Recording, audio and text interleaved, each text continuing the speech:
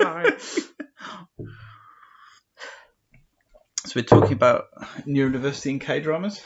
Yes, we are, and specifically one of the latest addition to Netflix, which is Dr. Slump, which is still running at the moment. Mhm.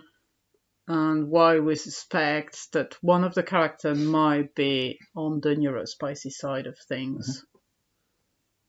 I can We'll turn turn the the time. end time over in the vague hope we stick to 4 minutes or 3 minutes. I think it's 4, isn't it? But Doesn't really matter. We never look at it. true. There we go. It's been Do you mean officially turned. I religiously pay attention I to know, that. I me look too, at it so every much. 2 hours.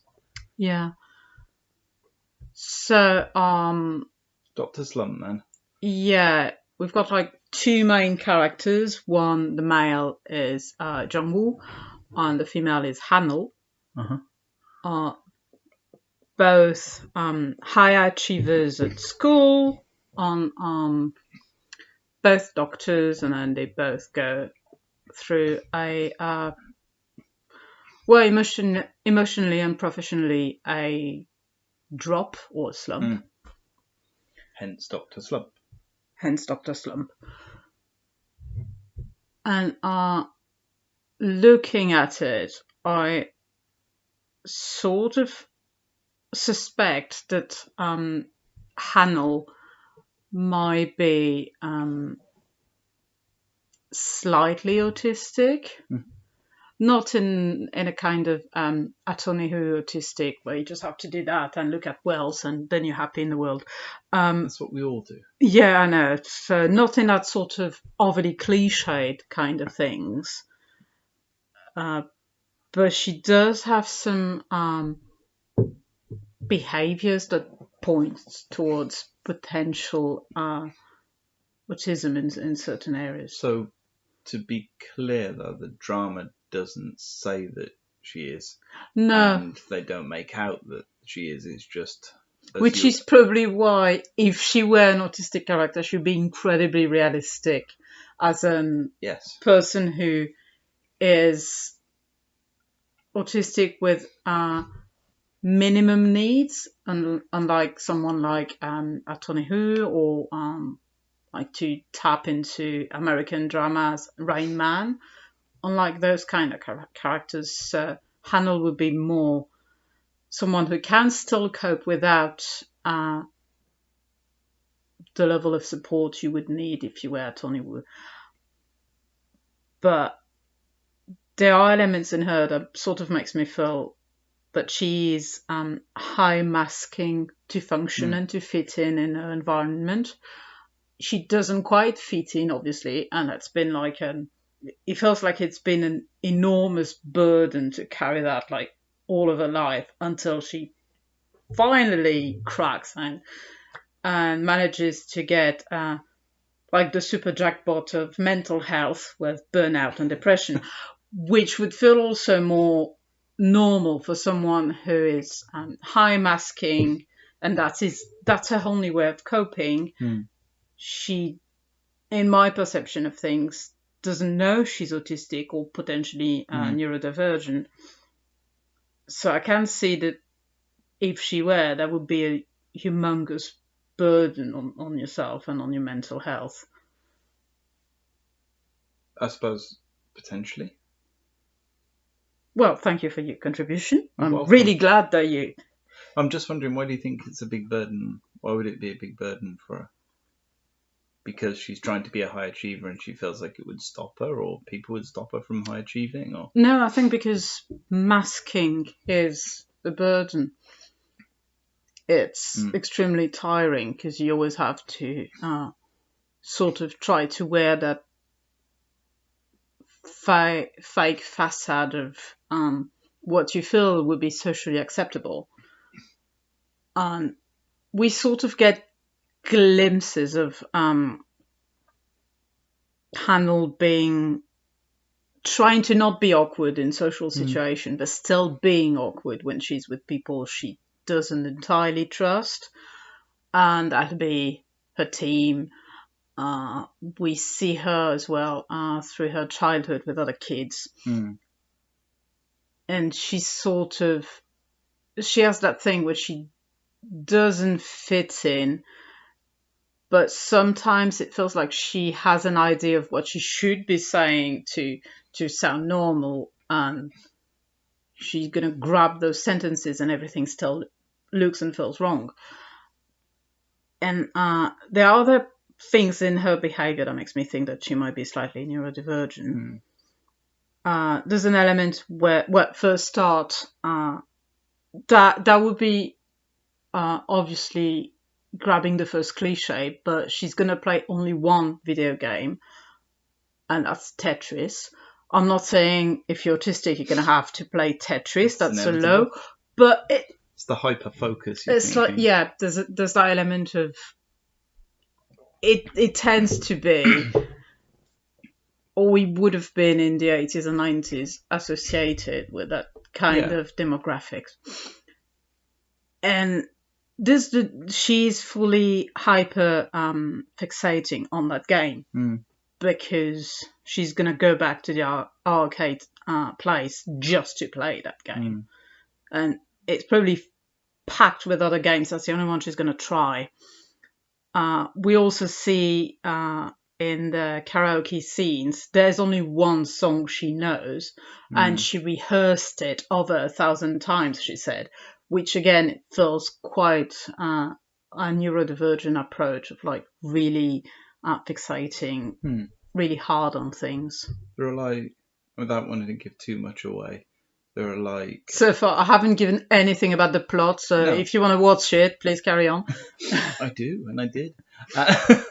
Well, so far anyway, we're up to episode 6, I think, at this point, are we? Yeah, well, that's as many episodes are. But there are social situations where someone will say something to her, and being intentionally vague here, but one of the characters will say something to her, and she takes it absolutely literally. And part of you thinks, oh, she's just doing that like some people do in K-dramas to be cheeky and teach them a lesson. But she actually takes it dead seriously and carries on and follows it through and is very confused why they wanted her to do that. When actually it was quite obvious that other people would have taken that differently. Yeah, she does that on a few occasions as well. So I suppose to give that more context, it's like one of the other characters does something and she would say, why are you doing that? And they'll say X, but actually it's a cover because they wanted to do something else, and she takes X literally. I'm like, oh well, you obviously did then. She's like, yes, you normal? Obviously not, or any of us, but it's like I feel you can probably explain more in depth for that one. I don't know how spoily these things get. The fact that it's already out, there are already recaps of it, makes me feel like I'm not exactly spoiling it. So we could say someone asks her to, let's pluck an example out of the air, go for a bite. No, actually they didn't. Someone turns up somewhere she is. Yeah, and she turns up. Let's put a spoilers strap line across it. It's not a spoiler. It's going to be really fucking hard to discuss anything if we just keep absolutely everything vague. Someone does something at some point, somewhere, and then stuff happens. And that's why we think she might be autistic. I really like that scene. That's my favourite, the something somewhere. No, so there is a scene where she's in...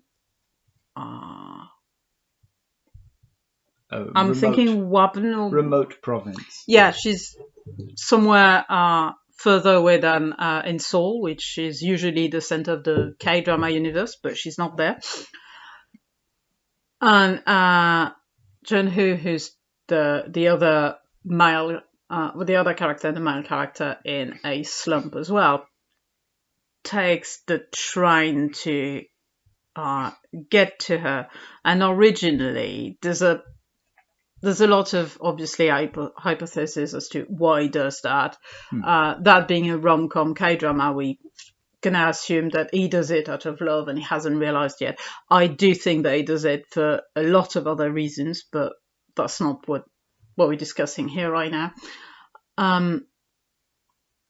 But he doesn't want to admit it to her that he did it for her. And he just says that he came to visit the local area, and she just takes it literally. Mm. She's like, okay, fantastic, here's a guide, let's go and visit. And there is literally nothing to see. But they're going to spend a day seeing nothing. There's beautiful fields of fence and sheep. No, true. So I think you're belittling the that province by saying there's nothing there to see. I'm sorry. I think so. It's that kind of that sort of taking things very, very literally and not even considering that she shouldn't. Yes. And I think they try and, in the drama, class it as, well, she was studying really hard when she was a child, so she didn't have friends, so she doesn't know how to deal with people. But there's an element there of, well, why was she like that in the first place? Yeah, because we see elements of her more teenage years, where we sort of see the reason why when she was a teenager, she was pushing herself to be the best possible student, which she became.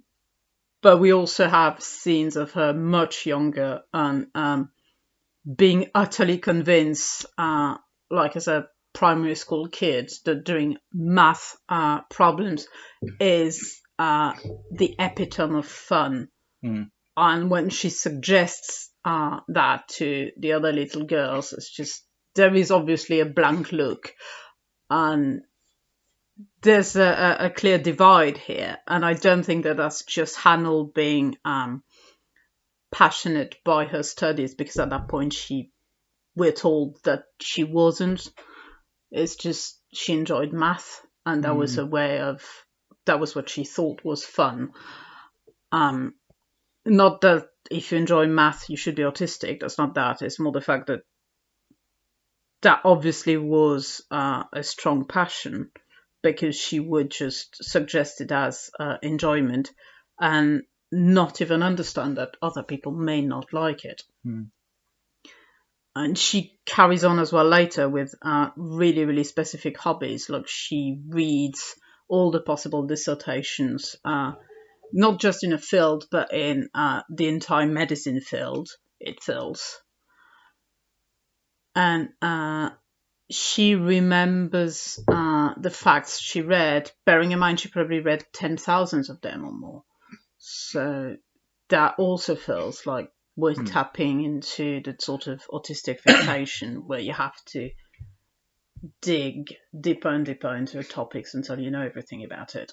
In a way, I think, like you were saying, she feels more realistically someone on the spectrum than, say, Attorney Wu, who, although I'm sure is very well acted and very well written, feels like an extreme end and maybe a stereotypical representation. Less relatable, rather I would than say. The average autistic person who's surviving in society, who is more like that. Yeah. Or neurodiverse or wherever they are. So they're not someone who you say, oh, look, they're waving their hands around screaming about whales. There's someone who's autistic.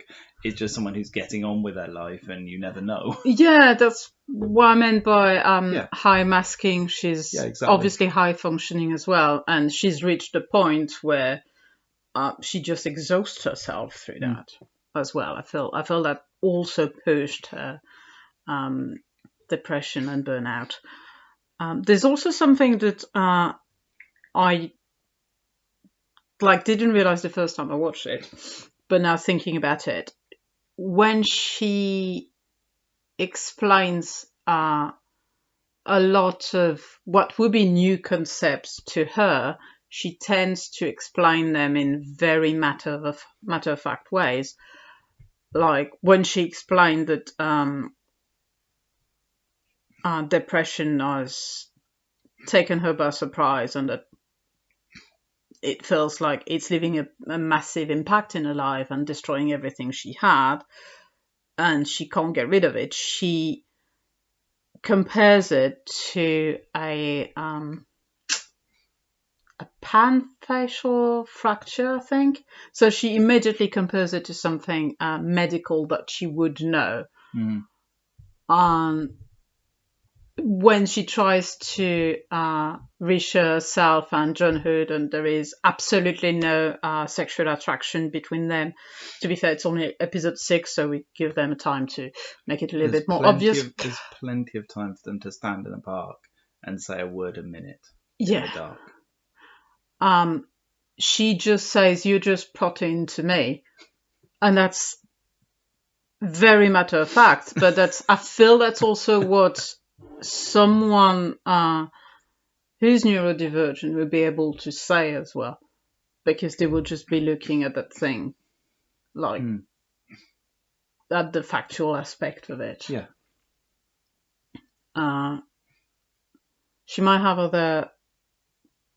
Yeah, it just when she tries as well to explain that because she has quite a narrow social circle, something like 4 people in it, like mum, uncle, incredibly irritating little brother, and frankly weird and not perfect best friend.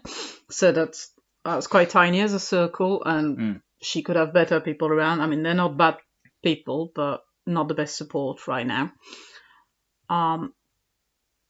John Who seems to be someone who is, well, when it comes to emotional intelligence, I would say he's definitely more astute than she is. He picks up on a lot of things that she doesn't express at first because she doesn't know how to express it, and he's going to voice those things out for her. So that's sort of how the trust is built between them, I feel. And I was making a point with that. I mean, that was a really amazing point. I just forgot it. I'm waiting for it to come. Please wait. I'm padding. Interesting conversation. Thank you. Thank you. I know. Yes. And the fact that he's basically creating a safe space for her to first start explore feelings that she probably never explored, because being high masking, you're not in touch with those things until the point where everything explodes and you're like, oh my god, I'm feeling everything at the same time. What should I feel? I don't know. I don't have the words to describe it. And he does that work for her. So it's sort of, even if it wasn't a rom-com, it makes sense that he becomes like her new favorite person, because he's the person she can be fully herself with. And he's the person she can explore what she feels, both in terms of depression and also just socially and emotionally sort of grasping at her own identity. So when she explains to him that he has a huge influence on her and he's taken a big part in her life right now, she just she compares him to an infection. Yeah. And that is also, I feel, it's a very autistic, moment. Factual way of putting it. It's a beautiful moment. You're just an infection to me. You keep infecting me. Which she doesn't say in a, it's almost, it's a compliment. Yeah. So, okay, I've been talking for 12 hours. Do you have anything to contribute? I don't know if I can add anything to that. Oh, you better fucking do, because I got to drink my tea now. I'll just watch in silence. I don't know. I think we made the case for what we've seen so far in the first 6 episodes of what appears to be the neurodiverse traits, but there's 10 episodes left. I don't know how many there are, and there's 12. I don't know 16. If it's. I'm assuming 16. It would be probably a 16, unless, I mean, if it's a 20 episode, I'd be over the moon if they manage to maintain the script and that intensity in it. It depends, really, doesn't it? Because by episode 8, there might be a truck of doom and a gerbil air and something, and a fried chicken shop. To be fair, we already have like element of potential suspicious death, then person in a black cap and a black mask around, so which is bloke with cameras.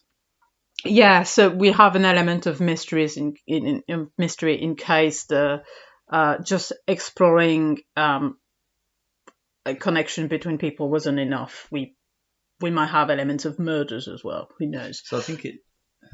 But that wasn't the point we were trying to I think make. some of it.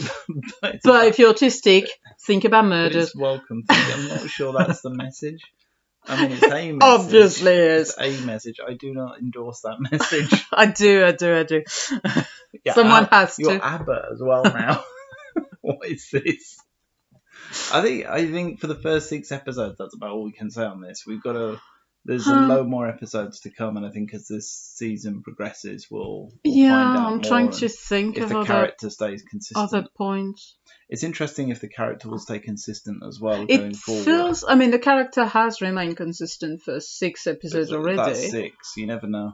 On the fact that it doesn't feel like she's, like you were saying, written intentionally to be someone who is neurodiverse makes her all the more realistic, because all of those little quirks, when you had them all together, you just go, I don't think she's someone we were just trying to do her best and suddenly got depressed. I think she was, from the start, someone who's a tiny bit isolated emotionally and socially from her surrounding anyway. But I doubt we'll ever get a diagnosis about that. I don't think you need one. I don't think it's what it's about. No, but I do find her whatever the story relatable is, but because of that. Exactly, is more the point of not she is or she isn't in a way. It's more the point that someone like her could be very easily and just living quite perfectly normally in society, and you wouldn't know, and that's the state for most people. That's fairly normal. Yeah. And that's where we are. We've got to see what the next 10 episodes bring, or however many there are. More. And how many Trucks of Doom there'll be. I hope none, because we have enough. We've got people dying in surgery room. That's fine.